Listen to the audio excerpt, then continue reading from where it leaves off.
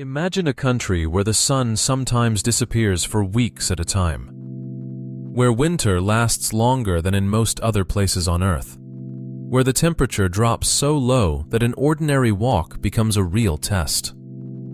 And now imagine that this very country appears again and again on the lists of the happiest places on the planet. Sounds like a contradiction, doesn't it?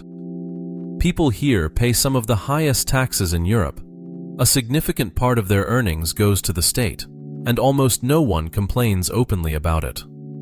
People here value silence so deeply that personal space has become an almost sacred concept. It isn't common to speak loudly on public transport. It isn't common to push your opinion on others, and it isn't common to show off your success. At first glance, this looks more like a harsh and closed-off world than the paradise millions of people around the world dream of. And yet very few people want to leave this land. What makes people stay here generation after generation? What lies behind the calm, almost perfect image that the whole world sees from the outside? What is the real, unpolished life like inside this country? Welcome to Sweden. To truly understand Swedish people, it isn't enough to look at beautiful photos of lakes and wooden cottages. You need to dig deeper.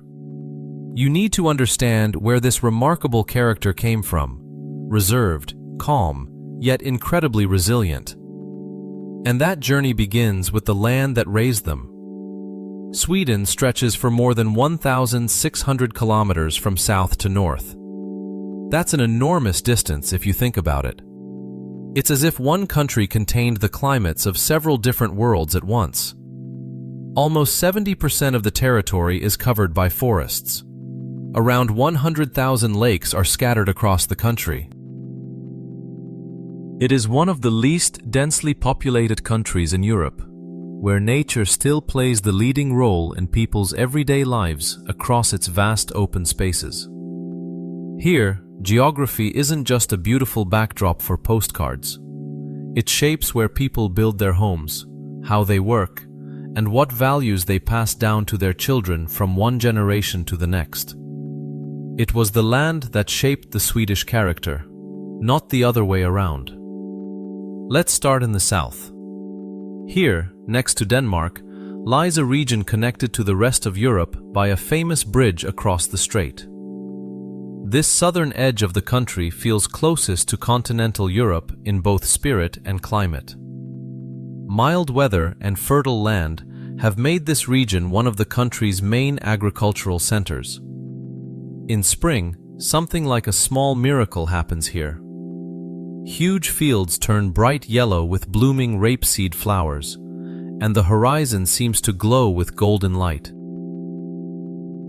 Among these fields stand old farms and quiet villages, where life moves slowly and steadily. For many families here, farming isn't just a job. It's a tradition passed down from generation to generation. Life follows the rhythm of the land, the rhythm of the seasons, the familiar routine of the northern countryside. But drive just a few hours further north, and the landscape starts to change beyond recognition. Here begins a land of endless pine forests, countless small lakes, and ancient granite boulders scattered across the countryside, as if some invisible hand had placed them there on purpose. The soil here was never as fertile as in the south. For centuries, people had to learn to make do with what they had. Here, people valued repairing something old over buying something new.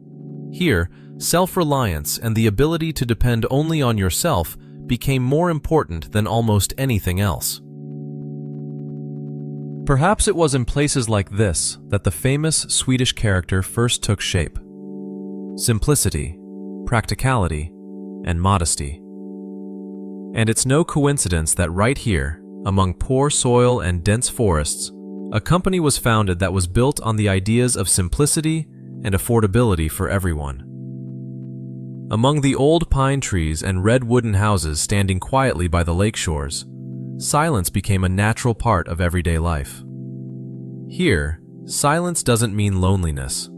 It's simply a way of living in harmony with the natural world that surrounds people on every side. The farther north you go, the fewer people you meet along the way. The northern part of the country covers more than half of its entire territory, yet only a small share of the population lives there. The forests grow denser, the distances between towns grow longer, and eventually, the land beyond the Arctic Circle begins.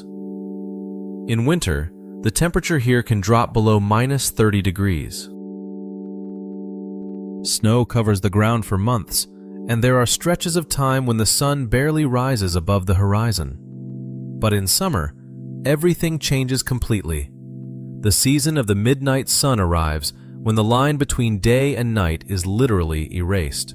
Across the vast landscapes covered in moss and lichen, the indigenous people of these lands continue the tradition of reindeer herding, passed down from generation to generation for centuries. Life here follows the rhythm of nature. People learn to wait patiently for the snow to melt, for the light to return, and for the short but incredibly bright northern summer to arrive. But pine forests and endless snow tell only half the story of this remarkable land. To truly understand the soul of the Swedish people, you have to leave the mainland behind and turn your gaze toward the sea. This country is home to one of the largest numbers of islands in the world. There are more than 267,000 of them, scattered along the coastline and among the vast inland lakes. Seen from above, they look like enormous constellations scattered across the deep blue waters of the Baltic Sea. Most of these islands are uninhabited. They are covered with pine forests and ancient granite cliffs, filled with the quiet sound of waves echoing through the stillness. Here, the boundary between land and sea feels more blurred than almost anywhere else in the world. Water doesn't just surround the country from the outside. It lives inside people's memories, inside their culture, inside the rhythm of everyday life that has endured for many generations. Nowhere is this more visible than in the capital.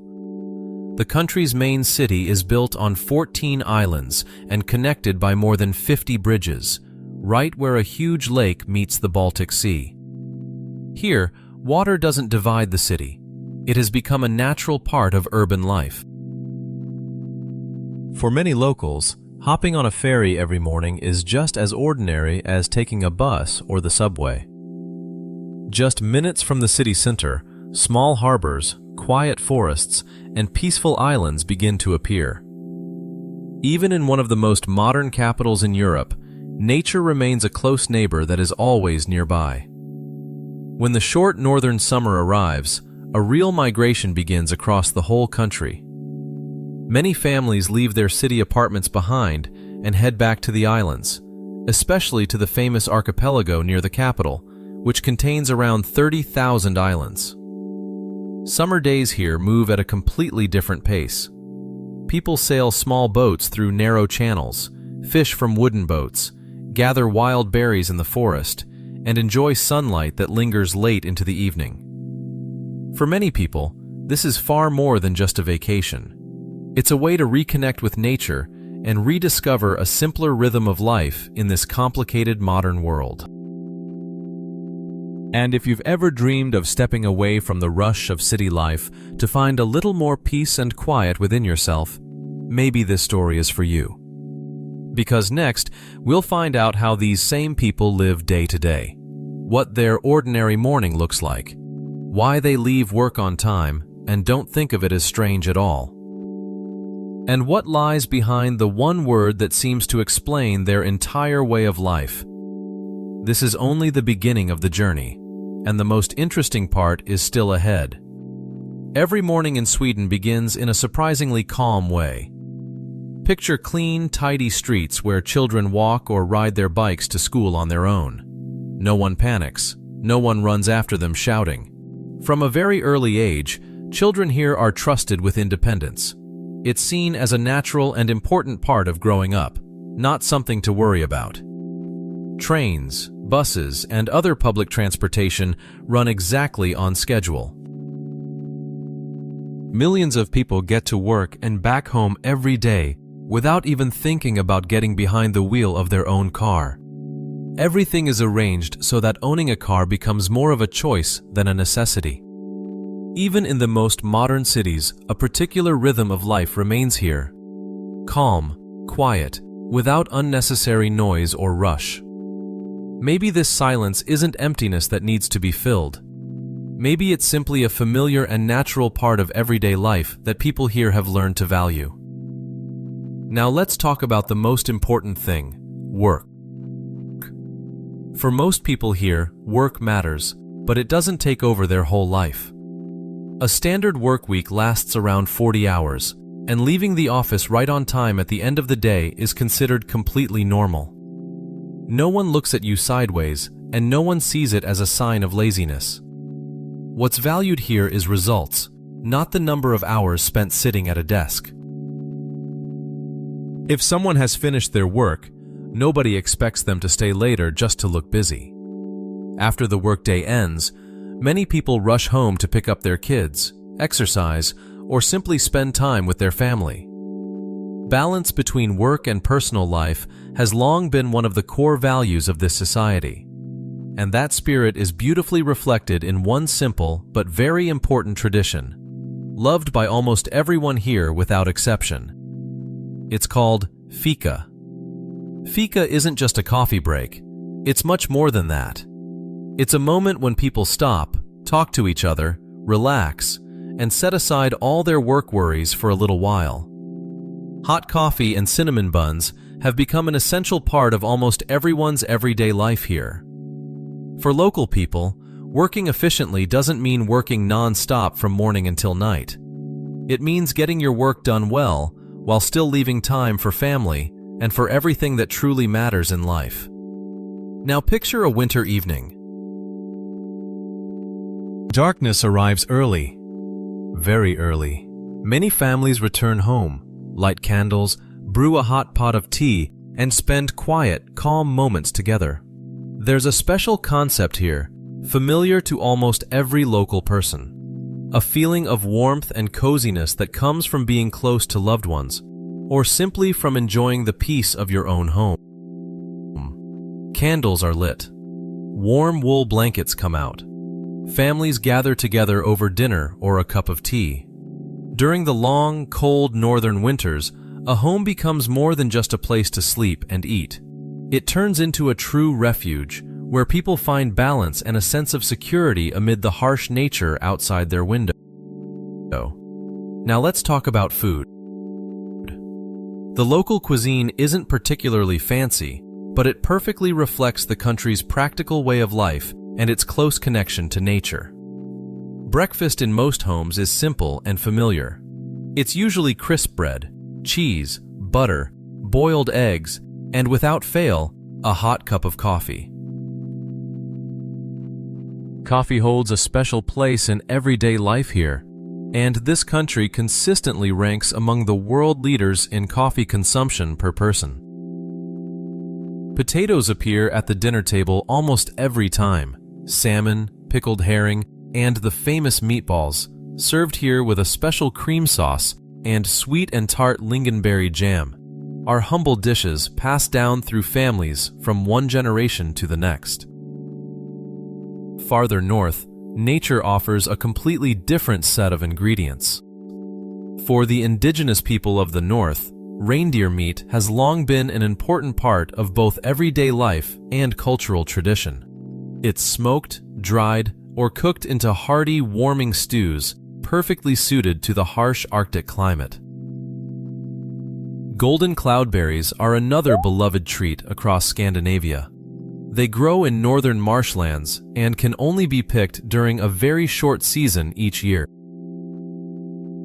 For many people, cloudberry jam served with waffles or fresh cream will forever be linked to the taste of a northern summer.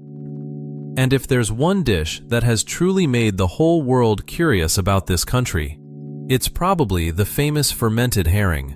This traditional way of preparing fish dates back many centuries, to a time when people needed reliable ways to preserve food through the long, difficult winters. The fermentation process creates a very strong, unusual smell that often surprises first-time tasters. But for those who grew up with this tradition, it means far more than just food. It's part of family memories and summer gatherings, where traditions keep being passed down from one generation to the next. There's another interesting tradition of modern life in this country. It's called Cozy Friday.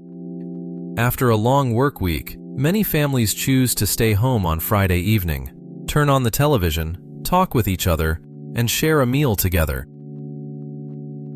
Surprisingly, one of the most popular choices for this evening is tacos. Local tacos aren't quite the same as real Mexican tacos.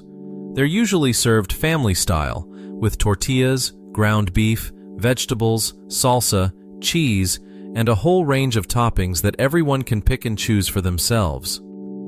For many people here, this Friday evening means much more than just dinner.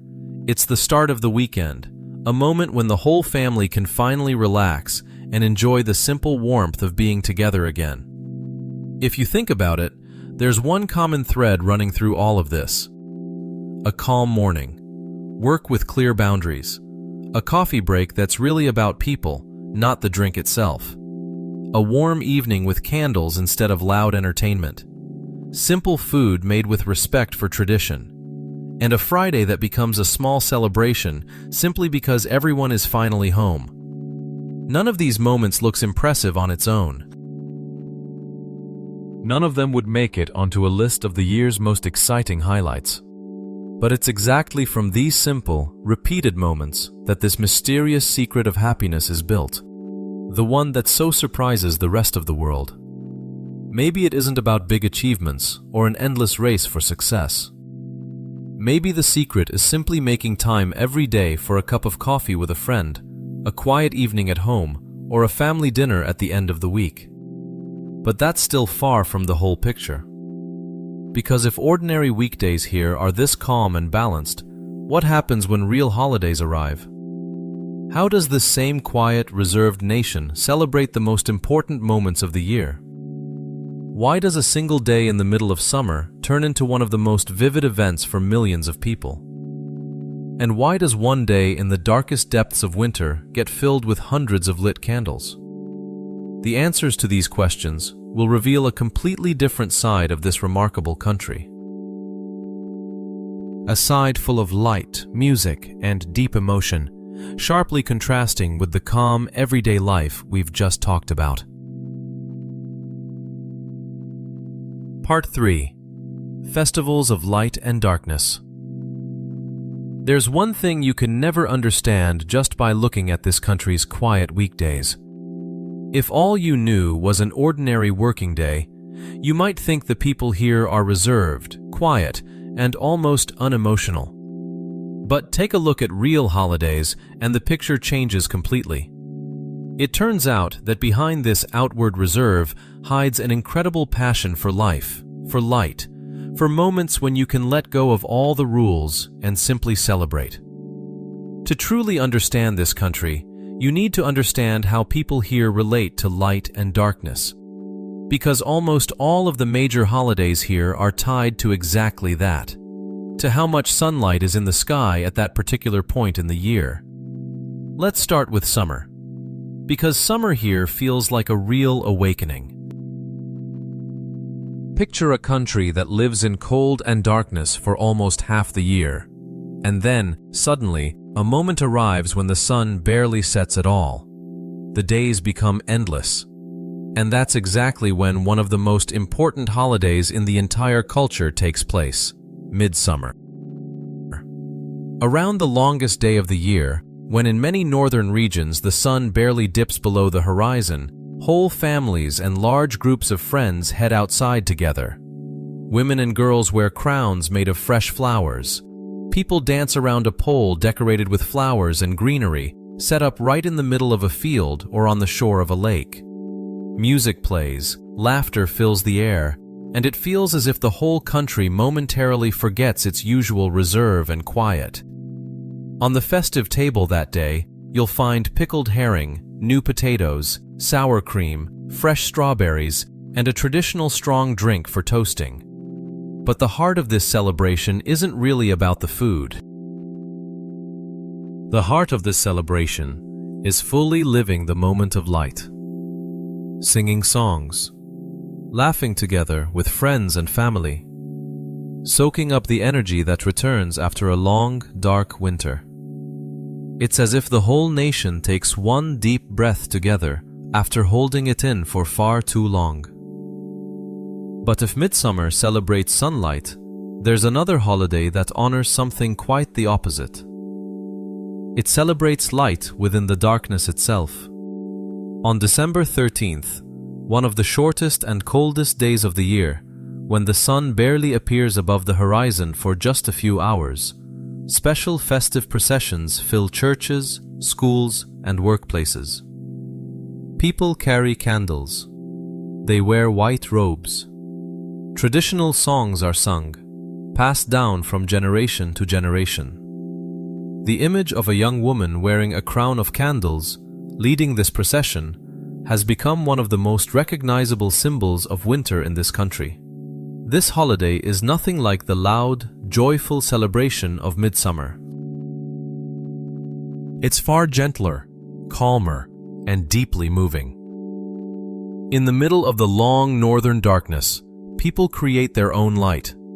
They don't wait for the sun to come back on its own. Instead, they create warmth and glow with their own hands, using simple candles and a shared song.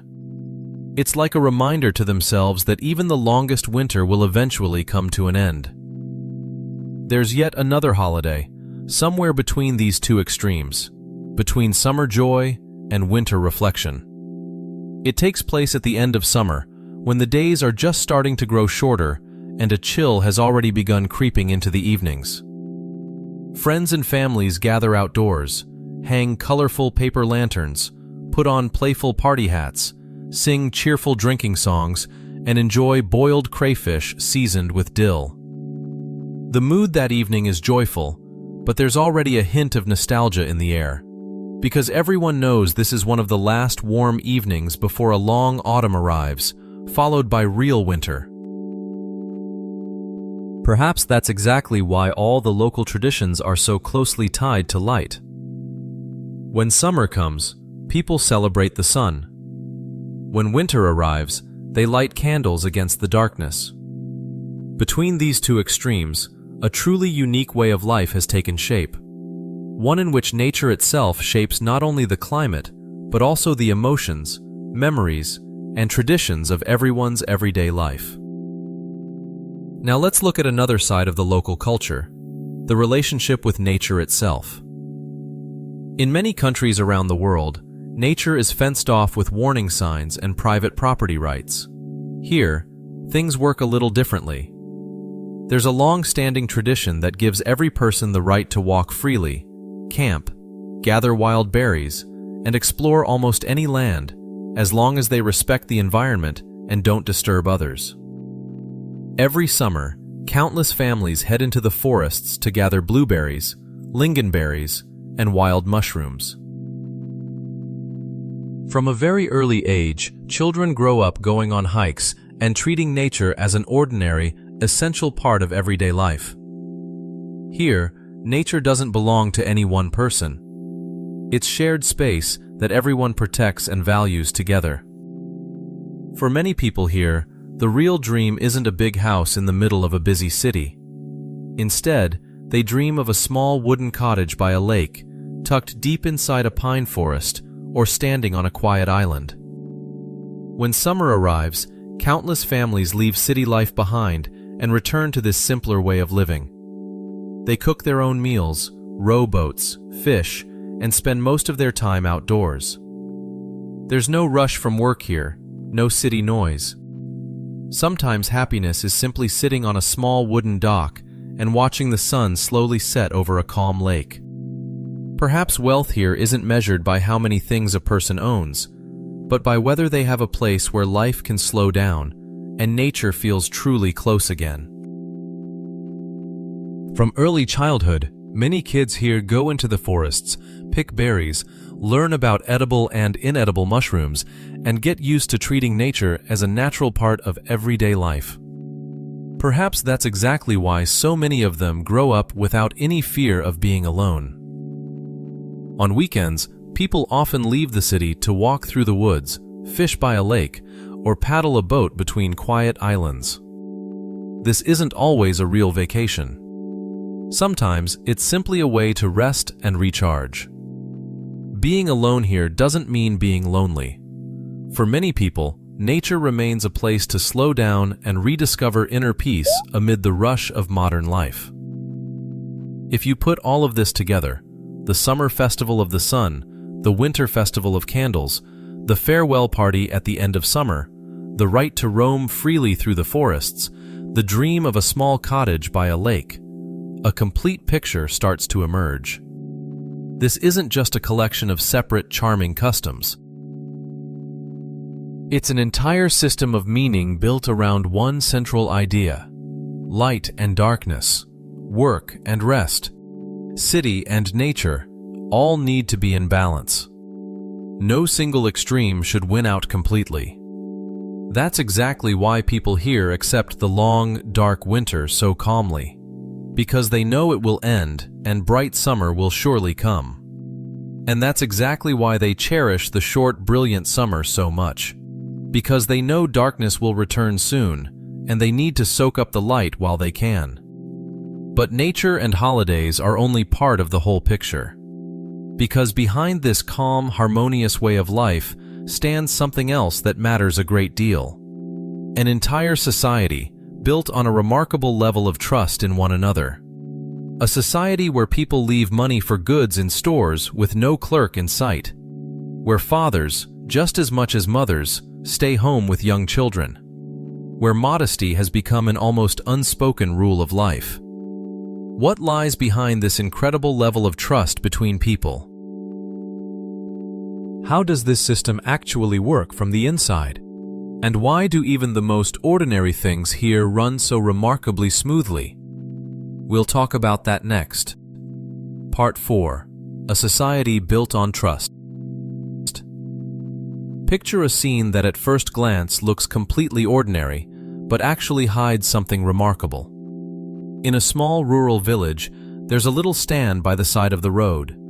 Fresh vegetables, berries, or flowers are laid out on it. Next to them sits a simple box for money. There's no seller.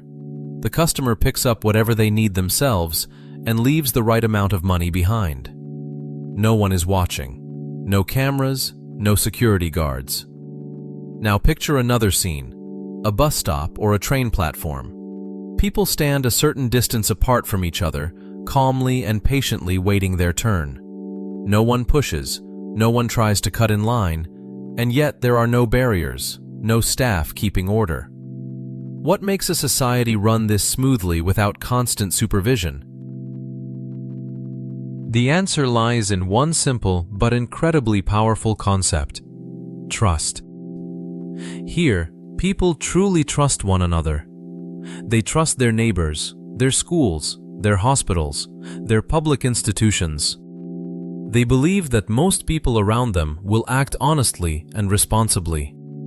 They believe that the money they pay in taxes will actually be used wisely and transparently for the good of society as a whole, rather than simply disappearing into someone's pocket.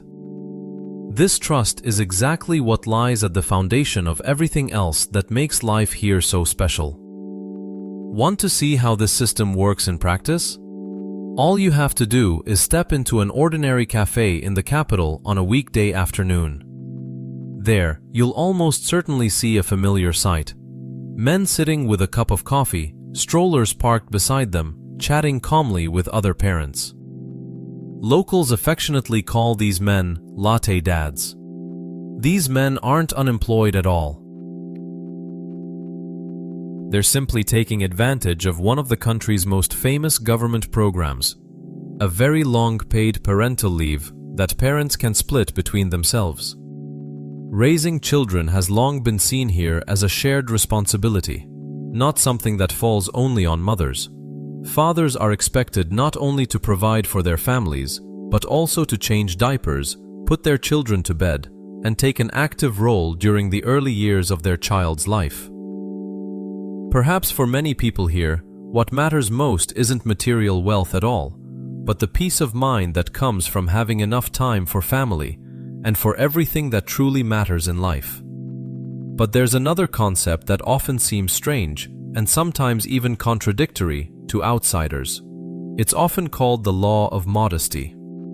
In reality, it isn't an actual law written down anywhere. It's more of an unspoken social rule that values humility and discourages excessive self-promotion. Openly bragging about your success or presenting yourself as better than others is generally frowned upon here, and sometimes even judged. For many people, this rule helps preserve equality between people and strengthens the sense of community within the whole society. If nobody openly flaunts their wealth or achievements, the differences between people feel much less sharp. But there's another side to this coin. Some people believe this kind of rule creates a certain pressure to conform to shared norms. It can make it harder for people to openly express themselves, stand out from the crowd, or show their individuality the way they'd like to. It's an interesting contradiction. On one hand, a strong sense of equality and community. On the other, certain limits placed on those who want to stand out and be noticed. And, as with many things here, the truth lies somewhere between these two extremes. Now let's talk about how children are taught here. Learning in this country doesn't always happen within 4 classroom walls. Even in winter, when it's cold and dark outside, many schools continue to organize forest walks, camping trips, and lessons held right out in nature. Children are taught to observe, ask questions, and learn from their own experience, rather than simply memorizing information from textbooks. There's a special concept here for this close connection between people and nature. For many children, nature becomes more than just a place to relax. It becomes an important part of growing up and learning. It's believed that a child who's used to spending time outdoors in all kinds of weather from an early age grows up more balanced, more independent, and more confident. But it would be wrong to think this country lives only in the past, held together by tradition and forest walks alone. In reality, it's also one of the world's leaders in technology and environmental care. Many stores today operate almost entirely without cash. Cities keep investing in green transportation, renewable energy, and other environmentally friendly solutions. The country's capital is also considered one of the most dynamic tech hubs in all of Europe, where new ideas and new companies are born. And here's what's truly remarkable. Tradition and modern life don't compete with each other at all here. The same person might spend the morning working for a major global tech company and then head to a small lakeside cabin on the weekend to gather wild berries, go fishing, and enjoy the quiet beauty of the northern landscape. Perhaps it's exactly this remarkable balance between old and new that has allowed this country to preserve its unique identity while confidently moving forward into the future.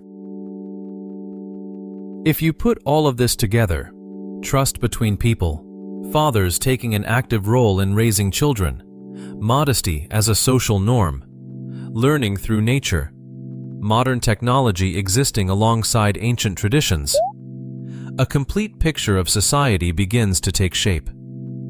This is a society where the state and the individual don't stand against each other, but work together. Where people are willing to pay high taxes because they believe that money truly goes toward the common good. Where a father staying home with his child raises no questions at all and is seen as completely normal. Where modesty is valued more than showy luxury. Where nature is considered just as much a teacher as the classroom.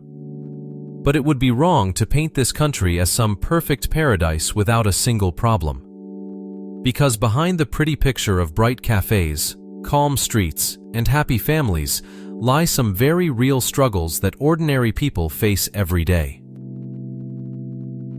The long, dark winter really is hard for many people to bear, especially those who came here from other countries with a warmer climate. The high cost of living makes even the simplest things, like a cup of coffee, not particularly cheap. and it's becoming harder and harder for young people to afford their own housing in big cities. So, a fair question arises. If life here is this expensive and the winters are this harsh and long, then what actually makes people stay? What outweighs all these difficulties? And is there one simple word that can explain this whole remarkable way of life we've been describing throughout our journey? We'll find the answer to that question in the next part of our story, because that's where we'll finally talk about the real price of this beautiful life, and about that one short but incredibly meaningful word that might just explain everything. Part 5. The real price of a beautiful life. Up to this point, we've talked about calm, warmth, trust, and harmony. But it would be dishonest to paint a picture of a perfect paradise with no difficulties at all. Because behind the pretty picture hides a very real and sometimes harsh price that people have to pay for this kind of life. Let's start with something that isn't obvious right away, something that only reveals itself once you've lived here long enough. Let's start with the darkness. The long northern winter isn't just beautiful footage of snow and candlelight. It's a real test for both body and mind. In the coldest months of the year, the sun can set as early as midday, and in the very north of the country, there are stretches of time when daylight almost completely disappears for weeks on end. People leave for work in the dark and come home after night has already fallen. For many months in a row, someone might barely see sunlight on weekdays at all. For those born and raised in this climate, it's become a familiar part of life. But for people who've moved here from other countries, especially from sunny southern regions, these months of limited daylight often bring feelings of isolation, exhaustion, and low mood. To cope with this, many people use special light therapy lamps that mimic daylight. Many take vitamin D since the body simply doesn't get enough sun to produce it naturally. And remarkably, despite the cold and darkness, people keep spending time outdoors even in winter, because fresh air and movement make it easier to get through the long, dark months. There's one thing that especially surprises people visiting this country for the first time. It's the sight of small children napping outside in strollers, even when the temperature drops well below freezing. Many families here genuinely believe that fresh, cold air helps babies sleep better and more soundly, and also helps a child's body get used to the harsh climate they'll be living in from a very early age. Perhaps it's exactly these long, difficult winters that have taught local people to truly appreciate light, warmth, and quiet moments spent with family far more than in countries where the sun shines year-round. Now let's talk about money. Because a high quality of life here is never free. In major cities, the cost of living and housing prices are among the highest in all of Europe. For many young people, buying their own apartment in the city center becomes a genuinely difficult goal, and sometimes an almost unreachable luxury. Almost everything, from basic groceries to everyday services, requires a significant budget. To put it in perspective, an ordinary cup of coffee at a cafe can cost around $5. That might sound like a small thing, but these small things add up to a fairly noticeable amount every month. Income taxes can also come as a surprise to many foreigners. Depending on how much someone earns, income tax rates usually start around 30%, and can rise to more than 50% for those who earn a particularly high income. Earning money here is hard enough as it is, but sometimes keeping it turns out to be even harder. And yet, remarkably, local people rarely complain openly about high taxes. In return, they get access to nearly free education and healthcare. A strong social welfare system gives people confidence that no one will be left without help in a difficult moment. But behind this high quality of life lies a very real and increasingly urgent problem facing the younger generation. In major cities, rising housing prices and the overall cost of living are becoming a bigger and bigger obstacle. For many young people, buying an apartment anywhere near the city center is no longer a simple, achievable goal. It turns into a genuine dream that takes years of saving and very careful planning to reach. Many people are forced to live farther from the city center, spend more time commuting to work every day, or keep renting for much longer before they're able to get a place of their own. And yet, despite all these difficulties, most people still choose to stay. For many, a truly fulfilling life isn't defined by owning property in the most prestigious part of town. It's defined by a sense of security, a balanced lifestyle, and having time for what really matters beyond work. This is an interesting paradox if you think about it. People pay enormous taxes. People face high housing prices. People go through long, dark winters that can be genuinely hard on the mind. And yet, they stay. And yet, by all appearances, they really are happy. How is that possible? Maybe it's because happiness here is measured by completely different things than in most other countries around the world. Maybe it's not about how much money is in your bank account, but about how confident you are that if something goes wrong tomorrow, someone will help you. Maybe it's not about the size of your apartment, but about how much time you have left over to spend an evening with family, share a cup of coffee with a friend, or head into the forest to pick berries on a day off. Maybe that's exactly why, despite the expensive life and the long, dark winter, people here continue to cherish simple things. A warm blanket on a winter evening, a cup of coffee shared with someone close to you, a walk through the forest with no purpose other than enjoying the walk itself, a Friday evening when the whole family is finally together again. There's a sense that local people have found a particular kind of balance. A balance between working hard and not losing sight of what really matters. A balance between striving for success and staying humble. A balance between taking care of your own comfort and respecting the needs of society as a whole. It feels as if the entire culture of this country is built around one very simple but very wise idea.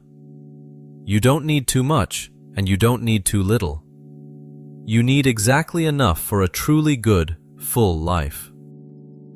And perhaps that very idea holds the answer to the paradox we started this journey with. How can a country with such long winters, such high taxes, and such an expensive life still remain one of the happiest countries in the entire world? The answer, it seems, lies in one very short but incredibly meaningful word. A word that's hard to translate fully into any other language with a single word, but one that seems to explain literally everything we've talked about throughout this entire journey. A word that describes work, rest, money, relationships between people, and our relationship with nature all at once. What is this word? And how does it actually shape the everyday lives of millions of people?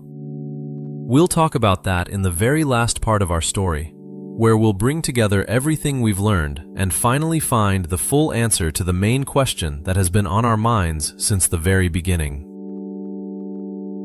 Part 6.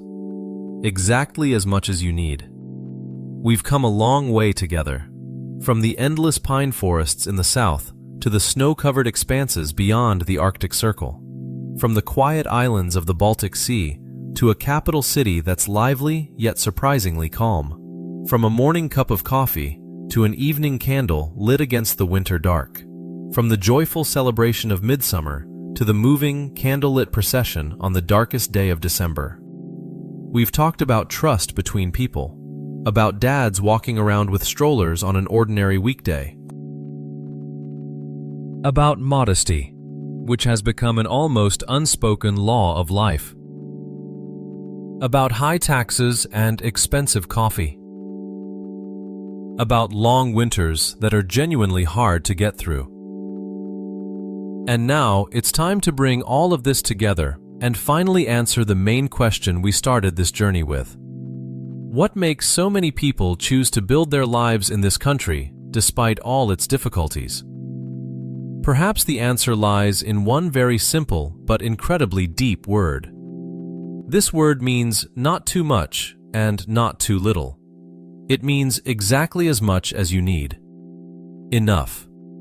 Enough to work hard while still finding time for family. Enough to earn a comfortable living without losing your connection to nature and the simple joys of life. Enough to strive for success without sacrificing your own modesty and respect for other people along the way. This word is hard to fully translate into any other language with a single word. But if you try to explain it through the examples we've seen throughout this whole journey, it becomes much clearer what it really means. It's a cup of coffee shared with a coworker in the middle of the workday. Not too long a break, but not 5 rushed minutes either. It's exactly enough time to truly rest and connect with someone.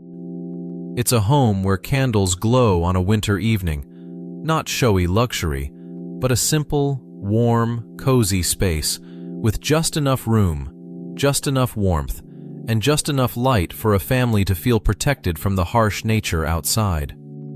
It's a small wooden cottage by a lake, not a huge mansion requiring constant upkeep and unnecessary expense, but exactly the kind of space needed to rest, fish, and feel connected to nature again. It's a work week of around 40 hours, not an exhausting marathon with no breaks, but not a careless attitude toward your responsibilities either. Exactly enough effort to do your job well while still keeping energy for the rest of life.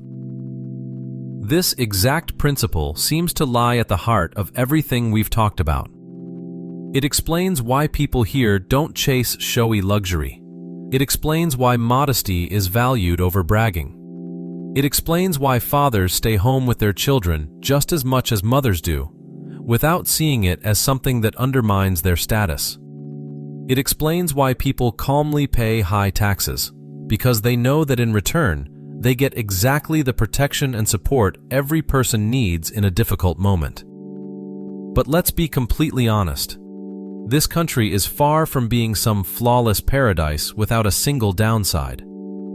There are still long, harsh winters here that remain hard to endure even after years of living in this climate. The cost of living here is still high, which makes even simple pleasures, like a cup of coffee at a cafe, not exactly cheap. There are still moments of loneliness and isolation here, especially among those who've come from far away and haven't yet found their place among the quiet, reserved local people. And here, just like in any other country in the world, there are challenges tied to a fast-changing modern world. Rising housing prices, difficulties for a younger generation trying to get a home of their own, and plenty of other everyday concerns. And yet, despite all these difficulties, something keeps people here. Something makes them stay, even when it would be easier to move to a warmer, seemingly simpler country to live in. Perhaps it comes down to the sense of security this country gives every person. To a society built on trust, where people believe in each other and in their shared institutions. To a slower, calmer rhythm of life, where work doesn't consume a person's entire existence. And to that deep, almost unbreakable connection with nature that remains part of everyone's life, whether they live in a modern city or a small village deep in the forest. Maybe that's exactly why children here go into the forest to pick berries from such an early age. Maybe that's exactly why adults dream not of a luxurious mansion, but of a simple wooden cottage by a quiet lake. Maybe that's exactly why an entire nation accepts the long winter darkness with such calm, knowing that the bright summer sun will surely return sooner or later. There's a certain everyday wisdom in all of this. Wisdom that says, you don't have to chase more and more forever. You don't have to work without stopping to prove your worth. You don't need the biggest house or the most expensive car to feel truly happy. Sometimes, it's enough to simply have a warm home, a lit candle, a cup of coffee next to someone you care about, and a little time spent in nature to feel that life is truly good. So let's return to the question we started this journey with. How can a country with such long, harsh winters, such high taxes, and such an expensive life still remain one of the happiest countries in the entire world? Maybe it isn't about